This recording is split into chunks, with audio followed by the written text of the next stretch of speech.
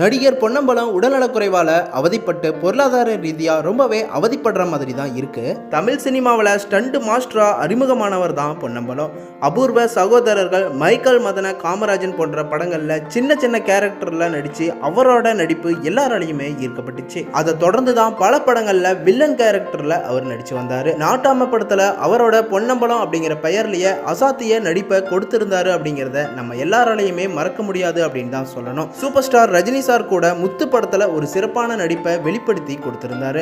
மேலும் தமிழ் சினிமா மட்டுமில்லாம தெலுங்கு, மலையாளம், ஹிந்தி, கன்னடம் அப்படின்னு பல மொழி படங்கள்லயும் நடிச்சு வந்தவர் தான் பொன்னம்பலம். இந்த நிலையில தான் இப்ப கடந்த 5 வருஷமாவே பொன்னம்பலத்துக்கு உடல்நலக்குறைவால அவதிப்பட்டு வராராமா. அவரோட மருத்துவ செலவுக்கு ஏகப்பட்ட செலவாகி வருதாமா. இப்ப பொருளாதார ரீதியா ரொம்பவே அவதிப்பட்டு வர மாதிரி தான் பேசியிருக்காரு. அதாவது பொன்னம்பலத்துக்கு இப்ப ஹாஸ்பிட்டல்ல அட்மிட் ஆகி அவருக்கு அறுவை சிகிச்சையும் செஞ்சிருக்காங்க. நடிகர் சிரஞ்சீவி பார்த்தீங்கன்னா பொன்னம்பலம் ஹாஸ்பிட்டலில் அட்மிட் ஆன உடனே ஓடி போய் அவருக்கு தேவையான உதவிகளை செஞ்சு கொடுத்துருக்காரு.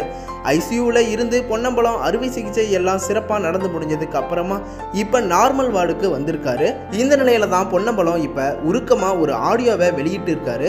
அதாவது, எனக்கு உதவி செஞ்ச சிரஞ்சீவி மேலும் பிரபல நடிகர்கள் எல்லாருக்குமே என்னோட மனமார்ந்த நன்றியை தெரிவிச்சுக்கிறேன். மேலும் என்னோட உடல் நலம் சரியாக பிரார்த்தனை பண்ண உங்க எல்லாருக்கும் நன்றி தெரிவிச்சுக்கிறேன் அப்படின்னு உருக்கமா ஒரு ஆடியோவை வெளியிட்டு சொல்லியிருக்காரு. மேலும் இது போன்ற சினிமா தகவல்களை தெரிஞ்சுக்க சேனலை சப்ஸ்கிரைப் பண்ணிட்டு பெல் ஐக்கனையும் கிளிக் பண்ணிக்கோங்க.